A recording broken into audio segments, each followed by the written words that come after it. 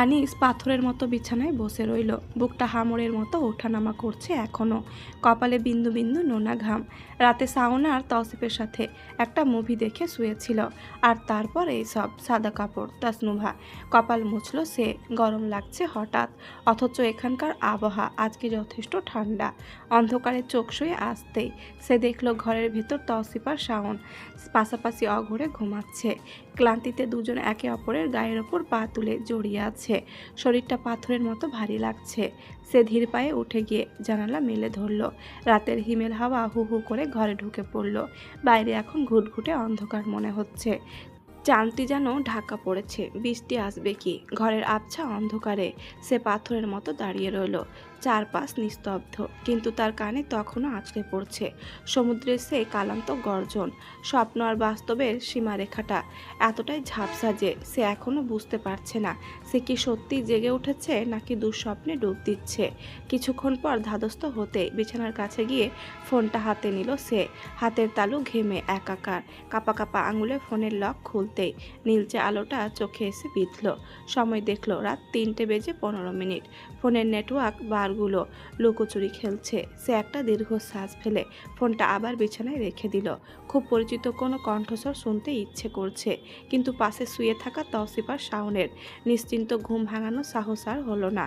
তাজদারকে একবার ফোন করবে কিনা ভাবতে ভাবতে সে আবারও বিছানায় শুয়ে পড়ল। তিতলির হঠাৎ ঘুম ভেঙে গিয়েছে। তার একটা পা তাসনুভার গায়ের ওপর। সে টের পেতে আলতোভাবে পা নামিয়ে নিয়ে জড়িয়ে ধরল শক্ত করে। অনুশোচনা হলো, সে রোজ এইভাবে আপুর গায়ে পা তুলে ঘুমায়।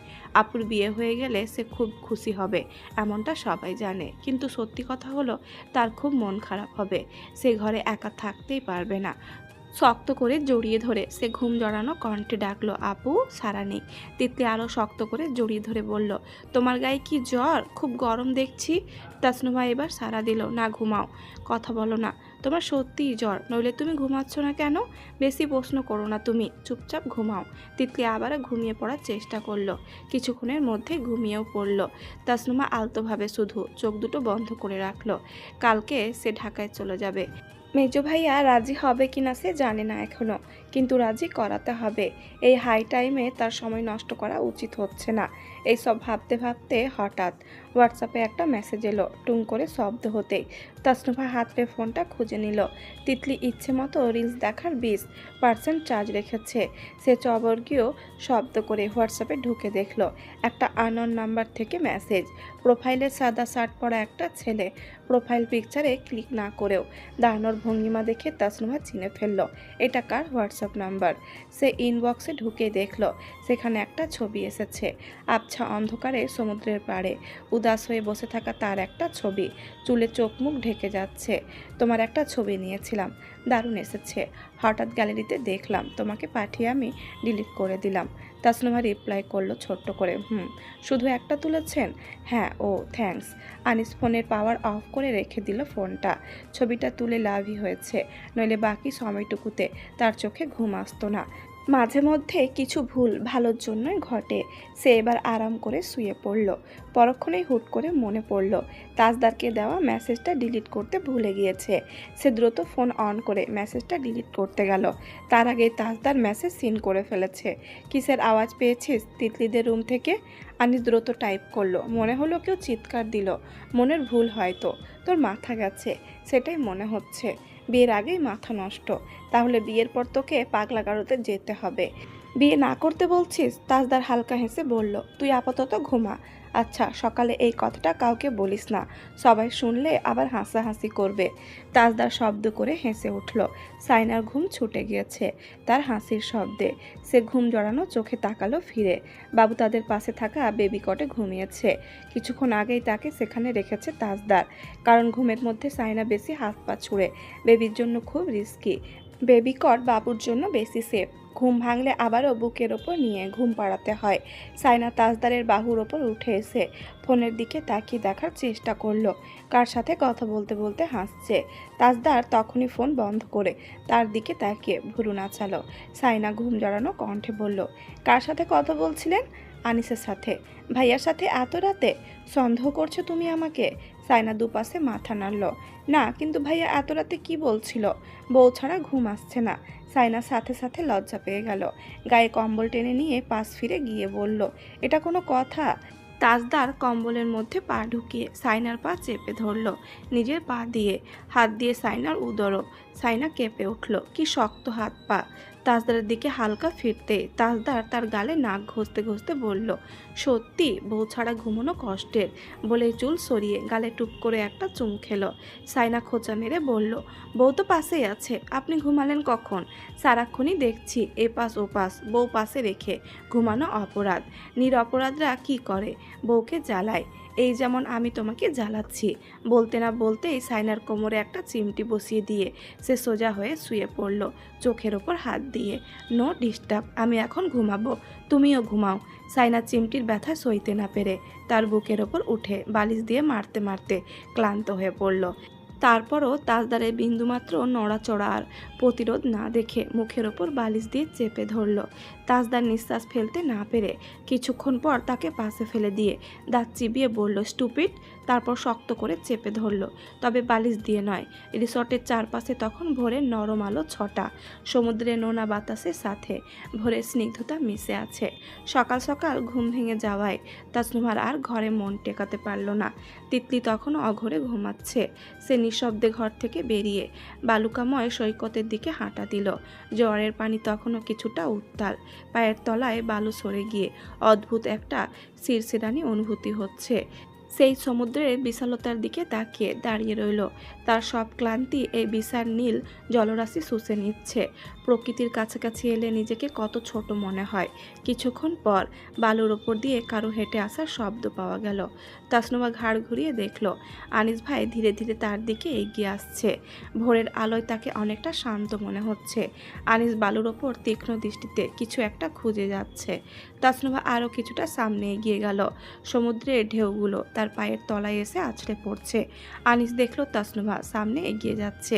তার পরনে হালকা নীল সাদা কুর্তা। ভোরের মৃদু আলোয় ড্রেসটা তাকে বেশ মানিয়েছে। তার কপাল কুঁচকে গেল। ও কোথায় যাচ্ছে ওই দিকে? তাসনুমা কিছুটা দূরে গিয়ে আর চোখে একবার পেছনে ফিরে দেখল আনিসকে।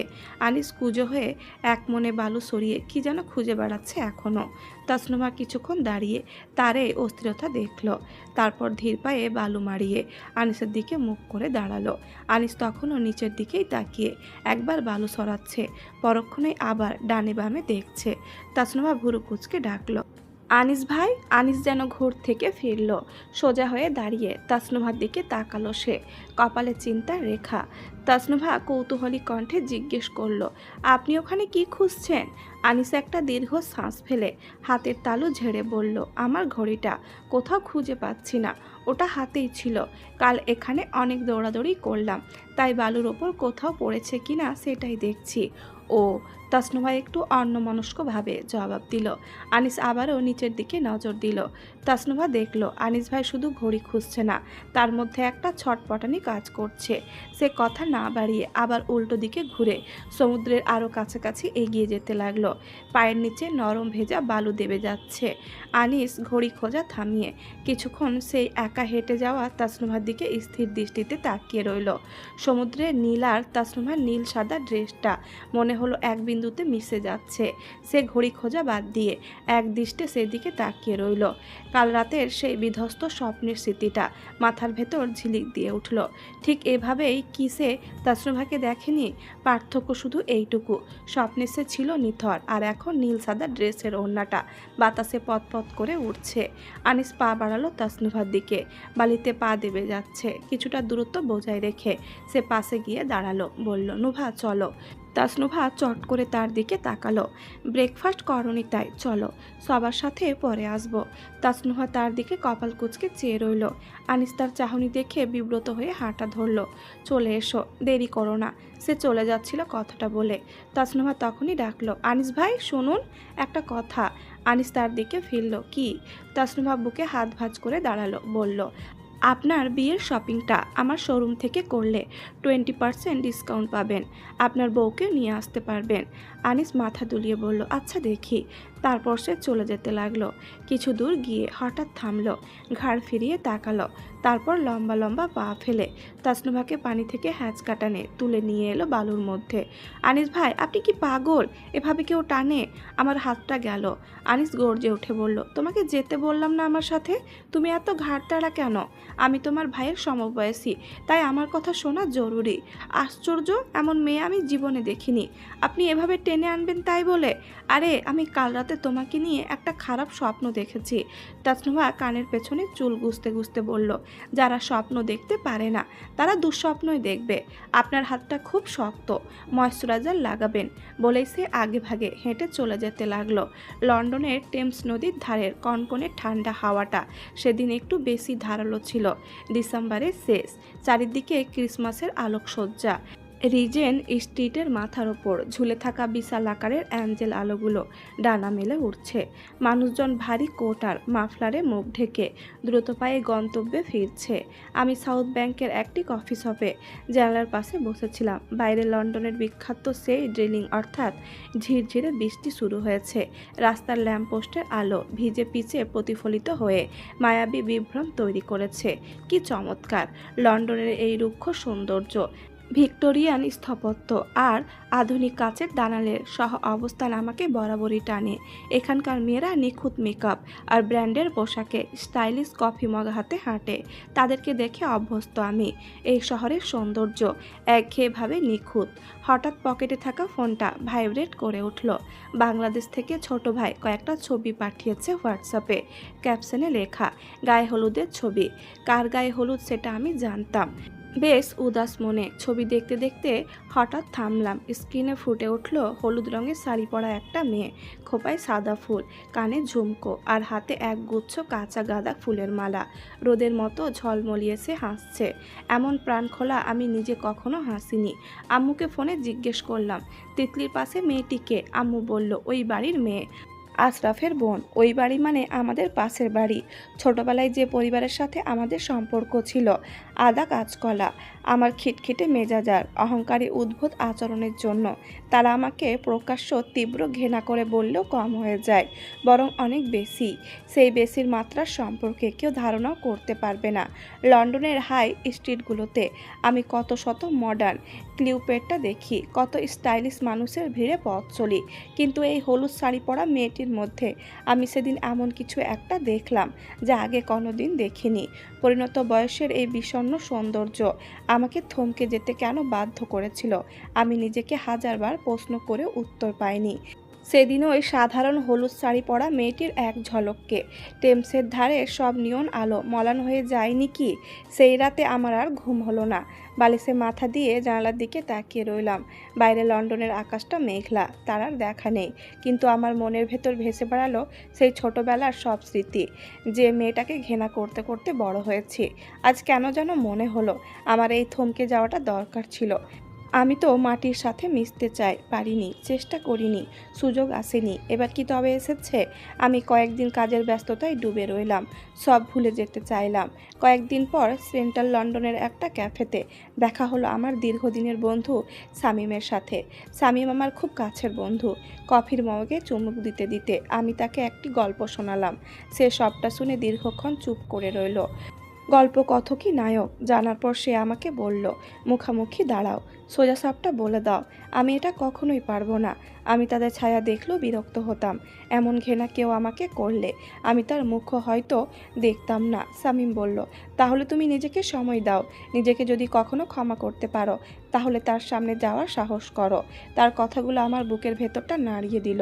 ক্যাফে থেকে বেরিয়ে আমি টেমসের পাড় ধরে হাঁটতে শুরু করলাম। আকাশে হালকা রোদের আভা। আমি পকেট থেকে ফোনটা বের করলাম। কন্ট্যাক্ট লিস্টে আম্মুর নাম্বারটা বের করে গভীর এক শ্বাস নিলাম। যে আদা কাঁচকলার সম্পর্কের কথা ভেবে আমি এতদিন দূরে সরেছিলাম, সেদিন কেন জানি মনে হচ্ছে সেই তিক্ততাই ছিল আমাদের অদৃশ্য এক বাঁধন। লন্ডনের হাই স্ট্রিটের সব সৌন্দর্যকে তুচ্ছ করে আমি একটা সিদ্ধান্ত নিলাম, আমি হার মানব। এই হার আমার পরাজয় নয়, বরং নিজের সত্তার কাছে ফিরে আসার পরম জয়। আমি দেশে ফেরার সিদ্ধান্ত নিলাম। যখন দেশে ফেরার টিকিট কনফার্ম করলাম, তখন লন্ডনের হিথ্রো এয়ারপোর্টে কুয়াশা আর তুষারপাতের আশঙ্কা, কিন্তু আমার ভেতরে তখন বসন্তের হাওয়া। মনটা পড়ে আছে প্রিয় শহর চট্টগ্রামের সেই গ্রামটায়, যেখানে একসময় ঘৃণা আর অহংকারের দেওয়াল তুলে আমি নিজেকে বন্দি করে রেখেছিলাম। আম্মুকে ফোনেই সবটা বলে দিলাম। বাড়ির সবাই জেনে বরফ হয়ে গেল। আমি বরাবরই সিদ্ধান্ত জানাতাম না, শোনার তোয়াক্কা না করে।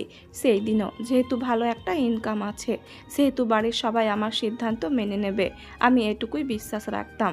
কিন্তু আম্মু কিছুক্ষণ পরেই বলল, তোমার আশাটা উচিত হচ্ছে না। আব্বু একই কথা বলল, এমনকি বাড়ির সবাই, আত্মীয় স্বজনরাও। শামীমের কথাগুলো কানে বাজতে লাগলো। মুখামুখি দাঁড়াও। বিমানে বসে আমি সেই হলুদ শাড়ির ছবিটার দিকে তাকিয়ে রইলাম। আগের যে দিয়ার উদ্ভট সেই ছেলেটা কুকুরে ছোট হয়ে গেছে, এটা কি তারা মানতে পারছে না বলেই এত প্রতিক্রিয়া? পাশের বাড়ির সাথে আমাদের যে ঝগড়া, যে হিংসা, রেষারেষি আর মুখ দেখাদেখি বন্ধের ইতিহাসটা এক নিমিষে মুছে ফেলার কোনো জাদুমন্ত্র আমার জানা নেই।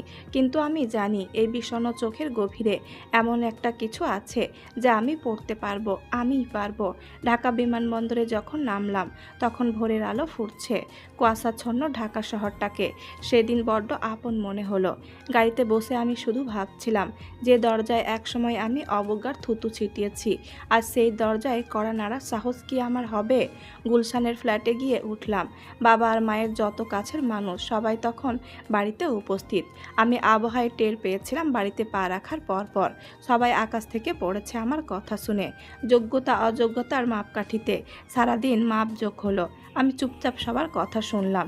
বিকেলে পাকা কথা জানিয়ে দিলাম, বিয়ে যদি করতে হয় ওই মেয়েকেই করব। সবার নিষেধাজ্ঞা শুনে আমার জেদ আরও বেড়ে গিয়েছিল। আমি রাগে ক্ষোভে তখন অন্ধ। তারপর ফিরলাম সেই গ্রামে। গাড়ি থেকে নামা মাত্রই পেলাম তার খালি পায়ে ফেরিওয়ালার সামনে দাঁড়িয়ে চলছিল চুল নিয়ে দর কষাকষি। কত সাধারণ একটি দৃশ্য, তাই না? অথচ আমার চোখে দেখা সবচেয়ে বিরল দৃশ্য ছিল সেটি। তারপর সে আমাকে দেখেও অবজ্ঞা করে চলে গেল। সুটেড বুটেড কর্পোরেট পোশাকের মানুষটি তার কাছে তখন শুধু একজন ঘৃণিত মানুষ। বাড়িতে যুদ্ধ চলছে, তখন আমি যুদ্ধ করছি তার সাথে একটু দেখা করার, কথা বলার, কিন্তু সে এড়িয়ে যেতে লাগলো। অনেক কষ্টে ফোন নাম্বার জোগাড় করলাম, কল দিলাম, কথা বলল না। মেসেজ দিলাম, সিন করলো না। সে তার পরিবারের কথাও তখন এড়িয়ে যাচ্ছে। প্রয়োজনে একজন বুড়ো লোককে বিয়ে করবে, তবুও ওই বাড়ির সেই ছেলেকে নয়। আমি সিদ্ধান্ত নিলাম, ওকে আমার কাছাকাছি আনার ব্যবস্থা করতে হবে, মুখামুখি হতে বাধ্য করতে হবে তার পরিবারের সাথে কথা বলে। তাই করলাম। আর সেই ফাঁকে আমি বুঝতেই পারলাম না আমি আবারও সেই পুরনো পথে হাঁটছি। জেদের বসে আমি তাকে জয় করলাম। আমাদের দুই পরিবারের দীর্ঘদিনের শত্রুতা আর আদা কাঁচকলা সম্পর্কে সেই তপ্ত মরুভূমিতে হঠাৎ এক পশলা বৃষ্টি নামলো। সে আমার ঘরে এলো ঠিক শরতের মেঘ ছড়িয়ে। এক চিলতে রোদ এসে পড়েছিল আমার অন্ধকার ঘরে, আমার সেই অন্ধকারচ্ছন্ন জীবনে। আমি বিমোহিত হয়ে তাকিয়ে দেখলাম যে মেয়েটিকে একসময় ঘৃণা করার জন্য আমি হাজারো যুক্তি খুঁজতাম, সে আজ আমার চাদরের ভাঁজে পরম নিশ্চিন্তে ঘুমিয়ে আছে। কিন্তু সে বিছানায় শুয়ে আছে ঠিকই, কিন্তু আমাদের মাঝখানে তখন অদৃশ্য একটা দুর্ভেদ্য প্রাচীর, লতানো গাছের মতো। সে আমার ঘরে ঠাঁই নিয়েছে ঠিকই, কিন্তু সেই লতা আমায় জড়িয়ে ধরেনি। আমি জয় করেছি তার শরীরকে, তার উপস্থিতিকে নয়। কিন্তু তার সে প্রাণখোলা হাসি, সেটা সেই হোয়াটসঅ্যাপের ছবিতে আটকে পড়ে রইল। আমি জেদের বশে তাকে জয় করেছিলাম, অনেকটা শিকল দিয়ে পাখি বাঁধার মতো। আর সেই জেদ মেটাতে গিয়ে আমি আবারও সেই পুরনো অহংকারী আমির পথে হেঁটে চলেছি। তখনও যে আভিজাত্য আর ক্ষমতার জোরে আমি তাকে আমার করে নিয়েছিলাম, সেই একই ক্ষমতা তাকে আমার থেকে যোজন যোজন দূরে ঠেলে দিতে লাগলো দিনের পর দিন। তারপর সেই সাংসারিক জীবনে একের পর এক ভুল ঘটতে লাগলো, দাম্পত্য জীবনের কলহ বাড়তে লাগলো। অথচ আমি কি চেয়েছিলাম নিজের কাছে প্রশ্ন করার পর উত্তর পেলাম না। আমার জেদ আমার সত্তাকে আবারও সেই অন্ধকারচ্ছন্ন গলিতে হারিয়ে ফেলল। তার কোনো কথা নেই, কোনো অভিযোগ নেই, কিন্তু চাহনিতে সেই পরিচিত অবজ্ঞা। মনে হলো আমি স্রেফ তার জীবনের একটা দুঃস্বপ্ন। সে স্বপ্নে তো ভুলেও নয়, দুঃস্বপ্নেও আমাকে কখনো দেখেনি। আমার বুকে কখনো তাকে মাথা রাখতে হবে এটা সে কল্পনাও করেনি। আমার স্পর্শ, আমার ঘ্রাণ, আমার ছায়াটাও যে সে সহ্য করতে পারছিল না। অথচ তখনও চলছিল মানিয়ে নেওয়ার একটা অতি জঘন্য নাটকীয় খেলা। আমি তা চাইনি, অথচ এটা জানি। অধিকাংশ মানুষ সংসারটা করে সংসেজে, কিন্তু তাকে সংসাজে দেখতে আমি চাইনি। আমি তাকে ভালোবাসছি, এটা নিয়ে সে সারাক্ষণ দ্বিধায় ভুগত। এটা অস্বাভাবিক নয়, আমি তাকে এমনটা ভাবতে বাধ্য করেছি। সে খোলা আকাশে মুক্ত পাখির মতো, ডানা মেলে উঠতে চাওয়া পাখি। আমি বদ শিকারী তাকে ভালোবাসার লোভ দেখালে সে ফিরবে কেন? ভালোবাসার অধিকার যেমন আছে, তেমন ভালোবাসতে দেওয়ার অধিকারও। আমার কাছে বিয়ে আর এই সংসার জগৎটা বরাবরই নাটকীয় মনে হতো। একটা মেয়ে সংসারে এসে সুখের চাদরে মুড়ে থাকলে পুরনো সব কিছু ভুলে গিয়ে নিজেকে সব কিছুতে সঁপে দেয়, এটাই ছিল আমার দৃঢ় বিশ্বাস, বলা যায় অন্ধবিশ্বাস। সংসারের প্রতিটি পুরুষ সেটাই ভাবে, কিছু মেয়েরা সেটাই প্রমাণ করতে উঠে লেগে পড়ে। কিন্তু সে আলাদা, তাকে তো আলাদা হতেই হতো। সে আমাকে প্রতিটি দিনই শিখিয়েছে সে আমার বুকে ঠাঁই চায়, কিন্তু আমি জোর করে কাছে টানলে নয়। খুব মন খারাপের সময়ে, যখন মনে হবে কেউ নেই আমার, এই মনের ভীষণ অসুখ, তখন মুখ গুজে কাঁদার জন্য এই একটা বুকই সে তার চোখের পানি মুছতে চেয়েছে বরাবরই। চোখ মুছে দিয়ে লম্বা একটা শ্বাস নিয়ে বুকের সাথে মিশে থাকার সেই অনুভূতিটুকুর সাথে প্রথম পরিচয় সেই আমাকে করিয়েছে। সে আমার হাত ধরতে চেয়েছে, কিন্তু আমি শক্ত করে হাত ধরার পরে নয়, যখন মনে হবে এই হাতটা ধরলে আমার কাঁপুনিটা কমে যেত, আমার সব ভয় কেটে যেত, আমারও দুঃখ বোঝার, কথা শোনার কেউ আছে এমন মনে হতো তখন। আর আমাকে হাত ধরতে হয়নি, আমি হাত বাড়ানোর আগেই তার 5 আঙুলের জায়গা হয়েছে আমার 5 আঙুলের ভাঁজে। সে আমার স্পর্শকে প্রতিবার অনুভব করতে চেয়েছে। আমি তাকে জোর করে নিজের সাথে চেপে ধরলে নয়, যখন সুখ দুঃখের গল্প করতে করতে মনের সব দুঃখ কষ্ট ব্যথা যন্ত্রণা উগড়ে দেওয়ার পর, ভেজা চোখ মোছামুছির পর চোখে চোখ স্থির হয়ে দুটো মন টেনে এক জায়গায় করে বলবে, আমার পুরো শরীর বিষণ্ণ ব্যথায় কাতর, আমাকে ছুঁয়ে দাও। ঠিক ঠিক তখন আমি তার শরীর ছুঁয়েছি, তখন সে হাসেনি, আমি তার হৃদয় ছুঁতে চেয়েছি, আর তখনই সে ঝরঝর করে কেঁদে উঠল। আমি ওই কান্নার বৃষ্টিতে আমার শার্টের বুকটা ভেজানোর অপেক্ষায় ছিলাম। উপায়টুকু শুধু জানা ছিল না, সে আমার দিকে সরাসরি কখনো মুগ্ধ হয়ে তাকায়নি। তাকে কষ্ট দেওয়ার পর সে যখন পরে আমাকে আবার ভিন্ন একটা মানুষ হিসেবে আবিষ্কার করত, তখন সে যেভাবে আমার দিকে চোরা দৃষ্টিতে তাকাতো, সেটাই আমার জন্য মুগ্ধতার চাহনি ছিল। সে আমার কোনো কাজে হাত দিত না, কিন্তু গভীর রাতে যখন আমি ল্যাপটপে কাজ করতে করতে ক্লান্ত হয়ে ডেস্কে ঘুমিয়ে পড়তাম, তখন সে খুব সন্তর্পণে এসে আমার গায়ের ওপর কম্বলটা টেনে দিত। আমি টের পেতাম, কিন্তু চোখ মেলতাম না। খাবার টেবিলে সে কখনো আমার পছন্দের কথা জানতে চায় না, কিন্তু আমি লক্ষ্য করি যে তরকারিটা আমি খুব একটু বেশি আগ্রহ নিয়ে খাই। পরের দিনগুলোতে সেই পদটাই সবচেয়ে নিখুঁতভাবে রান্না হয়। কোনো কোনো ঝগড়ামুখর বিকেলের পর আমি যখন বারান্দায় একা দাঁড়িয়ে থাকতাম, সে পেছন থেকে এসে পর্দা ঠিক করার বাহানায় কিছুক্ষণ দাঁড়িয়ে থাকতো। সে জানতো আমি জানি সে এখানে দাঁড়িয়ে আছে। সে আমার স্পর্শ নিতে আসতো না, কিন্তু আমার উপস্থিতির আশেপাশে তার সেই নিঃশব্দ অবস্থানটুকু আমাকে বোঝাতো যে ঘৃণা করতে করতেও সে আমার অভ্যাসে পরিণত হয়েছে। সবচেয়ে অদ্ভুত ছিল তার সেই বিষয় মাখা চাহনি। মেয়েকে বুকে নিয়ে যখন আমি লুটোপুটি খেলি, তখন সে আড়াল থেকে এক পলক তাকায়। সেই দৃষ্টিতে থাকা দ্বন্দ্বটা তাকে অবাক করে এই ভেবে, এই মানুষটাই সেই উদ্ভট শিকারী। সেই এক মুহূর্তের অন্যরকম আমিকে আবিষ্কার করার আনন্দে তার চোখের মণি দুটো উজ্জ্বল হয়ে উঠত। রাতের বেলা যখন আমি অঘরে ঘুমানোর ভান করি, সে মাঝে মধ্যে আমার হাতের তালুতে নিজের আঙুল রাখে। জানি আমি ধরবো না, তারপরও তার সেই ভীতু আঙুলের স্পর্শ আমাকে শিখিয়েছে ভালোবাসা মানে স্পর্শ নয়, অনুভব করা। সম্পর্কের সবটুকু মাধুর্য যে সরাসরি প্রকাশে থাকে না, তা আমি তাকে দেখে বুঝেছি। তার অবহেলা অবজ্ঞা পাহাড়ের মতো অটল, কিন্তু সেই পাহাড়ের খোঁজেই নাম না জানা কত বুনো ফুল যে লুকানো। একদিন সেই চাদর তুলে ফেললে হয়তো দেখা যাবে পৃথিবীর সমান একটা বাগান হয়ে আছে। সে এখন আমার কন্যা সন্তানের মা, অথচ সে এখনও আমার ভালোবাসায় পুরোপুরি বিশ্বাসী না। এখনও আমি তার চোখের দিকে না তাকিয়ে কথা বললে সে মনে করে সেই চোখ দিয়ে আমি অন্য কাউকে দেখছি। মুখ অন্যদিকে ফিরিয়ে কথা বললে সে হাজারটা অহেতুক চিন্তা করে বসে থাকে। সে এখনও মনে করে আমি তাকে ভালোবাসি না, আমি বদ শিকারী। আর সেই অভিমানী উড়ালপঙ্খীর একাকী সংসারের বয়স মাত্র 4 দিন।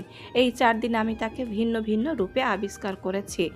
অভিমানী স্ত্রী, যত্নবান মা, সদ্য প্রেমে পড়া চঞ্চলা প্রেমিকা, আর তার আমার দ্বিধার সংসারের একটা প্রশ্নচিহ্ন। সে আজও আমাকে ভালোবাসে বলেনি, আমিও চাই না বলুক। আমার তৃষ্ণা বাড়তে বাড়তে এমন পর্যায়ে চলে গিয়েছে, সে হাজারবার ভালোবাসি বললেও আমার তৃষ্ণা কমবে না। কিছু তৃষ্ণা আজন্ম থাকুক। গতরাতে সে আমার বুকের ওপর উঠে এলো। সচরাচর এমন হয় না। আমি অবাক হলাম। এই তাজদার সিদ্দিকী, শুনুন, কি কেমন হতো আমরা আগে থেকে প্রেমিক প্রেমিকা হতাম, তারপর বিয়ে করতাম, তখন এত কিছু তো হতো না। আমি মনে মনে হাসলাম। আগে থেকেই প্রেমিক প্রেমিকা হলে আমরা এখন শুধু দাম্পত্যই হতাম। যার 5টা দাম্পত্য হয়, বিয়ের পর প্রেমিক প্রেমিকা হতে পারে কজনা?